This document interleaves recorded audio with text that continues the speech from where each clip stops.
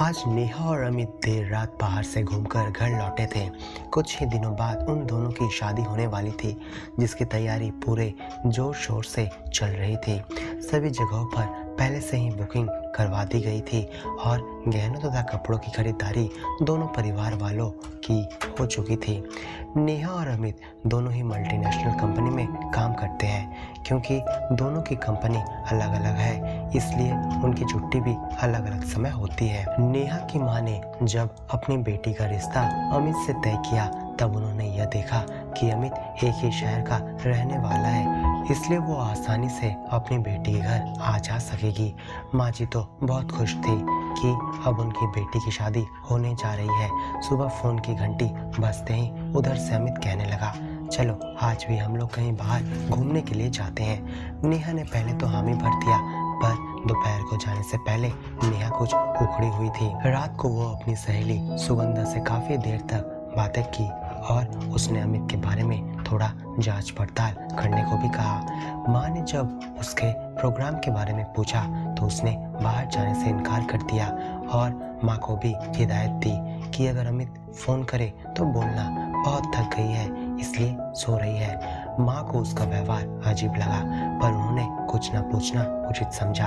उन्हें पता था कि नेहा एक समझदार लड़की है, कोई बचपना नहीं करेगी, जरूर कोई बात होगी जो समय आने पर उसे बता देगी। रात में फिर नेहा और सुगंधा की देर रात तक बातें होती रही। नेहा ने रात में शायद कोई बड़ा फैसला कर लिया था, पर वो इस फैसले को माँ को कैसे समझाए इसकी भूमिका सोच रही थी। सुबह उठते ही उसने माँ से अपनी मौसी के बारे में पूछा। माँ, मौसी कैसी है? बहुत दिनों से इधर नहीं आई, आपकी बातें तो होती होगी। माँ ने दुखी होते हुए कहा, ठीक ही होगी, जिसका पति भंवरा बना घूमे वो औरत कभी खुश रह सकती है क्या?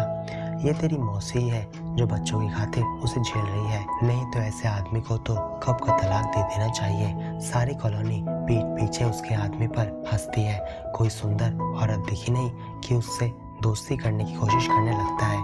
बेचारी मेरी बहन, उसकी किस्मत ही खराब है। इतने सुंदर होते हुए भी पति को उसकी कोई कदर नहीं है। पति के सारे कर्तव्य निभाएगा, लेकिन पत्नी का जो विशिष्ट अधिकार, गौरव और निजता का एहसास अपने पति पर और पति का पत्नी पर होता है, उसका उसने कभी मान नहीं रखा। शादी में यही पल होते हैं जो पति पत्नी के अपने होते हैं, इसमें तीसरे की गुंजाइश नहीं होती है।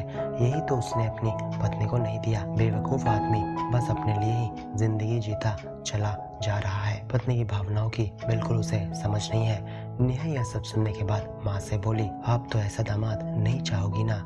माँ हतप्रभ हो उसका मुंह देखती रह गई।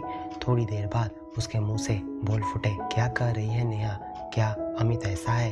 तुमने कैसे जाना? नेहा ने माँ का हाथ दबाते हुए कहा, माँ, 1 महीने मैं अमित के साथ कलकत्ता में घूमी फिरी तो पहले से कुछ मुझे शक होने लगा था। पहले तो मुझे लगा कि ऑफिस और स्कूल के जान पहचान वाले तो मिलते ही रहते हैं, लेकिन अमित की गर्मजोशी कुछ अजीब सी रहती, और वो भी केवल महिला मित्रों के साथ। पुरुष मित्र तो गिने चुने ही मिले, और वो भी बड़े ही फॉर्मल तरीके से। कभी भी दोस्तों की बातें होती तो हमेशा लड़कियों की ही करता है। चलो माना, दोस्ती में कोई खराबी नहीं है, लेकिन मैंने सुगंधा को इसके बारे में इसकी कंपनी में पता करने को कहा। उसकी एक दोस्त वहाँ काम करती है। आपको अचरज होगा माँ, अमित की वहाँ पर इमेज पूरी छैला बाबू की है।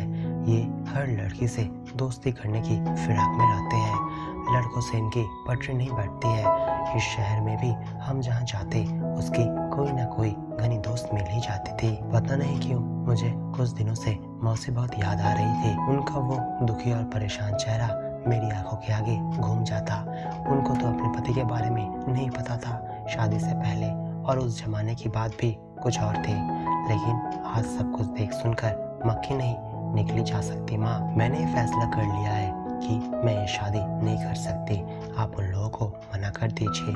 माँ को सच्चाई का पता लगते ही उन्होंने लड़के वालों को ना कहना ही उचित समझा, क्योंकि अभी भी ज्यादा देर नहीं हुई थी।